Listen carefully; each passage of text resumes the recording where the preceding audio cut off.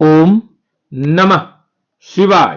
प्रभु जी, स्वागत है आप सभी का आपके अपने चैनल शिवा यात्रा दर्शन में। आइए शुरू करते हैं श्री राम कथा भाग 3। नारद जी कन्या के अब तक गुण व दोष बता रहे थे। पर्वतराज को कन्या का दोष सुनकर जब दुख हुआ तो नारद जी ने कहा, विधाता ने ललाट पर जो कुछ लिख दिया है उसे देवता या मुनि कोई भी मिटा नहीं सकता। यदि ये सारे दोष भगवान के साथ हो तो भी पंडित इसे गुण ही मानते हैं। प्रभु जी, हे पर्वतराज, तुम संदेह का त्याग करो, सब कल्याण ही होगा। यह कहकर नारद जी ब्रह्मलोक को चले गए। इधर पार्वती जी वन में जाकर शिव जी का मन में ध्यान करने लगी। हजारों वर्षों तक तप किया, तब जाकर तप से प्रसन्न होकर आकाश से ब्रह्मवाणी हुई, तुम तप बंद कर दो, तुम्हें शिव जी अवश्य मिलेंगे। याज्ञवल्क्य जी ने भारद्वाज जी से बोले, मैंने पार्वती जी का सुंदर चरित्र सुनाया है, अब शिव जी का सुहाना चरित्र भी सुनिए।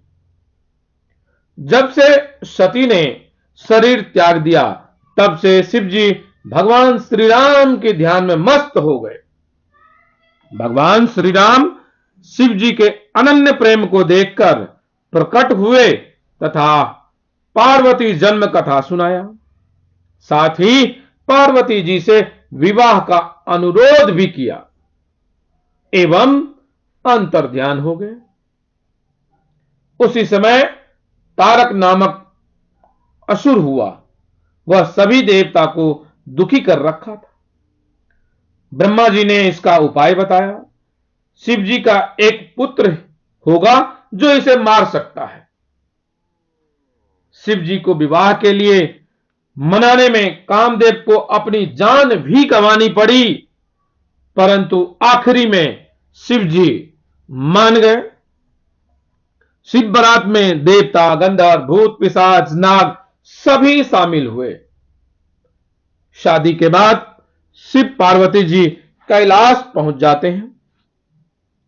बहुत समय पश्चात 6 मुख वाला पुत्र स्वामी कार्तिक जी का जन्म होता है। बड़े होने पर कार्तिक जी ने तारकासुर का वध किया। इस प्रकार अति आनंद रूप में भारद्वाज जी याज्ञवल्क्य जी से शिव जी की महिमा सुन रहे थे।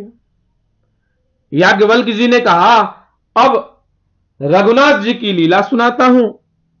माता पार्वती ने शिव जी से रघुनाथ जी की कथा सुनाने का अनुरोध करती है। शिव जी ने कहा, काकभूषुंड ने गुरुड़ जी को जैसा कथा सुनाया था मैं वैसा ही कथा आगे सुनाता हूं।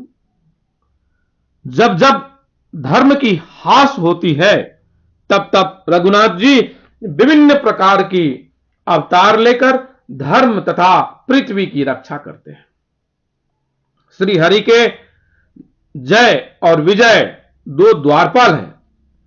दोनों भाइयों ने शनकादि के श्राप से असुरों का शरीर हिरण्यकश्यपु तथा हिरण्याक्ष पाया। हिरण्याक्ष को भगवान ने बराह रूप धारण करके मारा तथा हिरण्यकश्यपु को नरसिंह रूप धारण करके वध किया। श्राप 3 जन्मों का था, अतः दोनों भाई मुक्त नहीं हुए। एक कल्प में जलंधर नामक दैत्य हुआ जिससे देवता भी दुखी थे तथा शिव जी भी उसका वध नहीं कर पाए।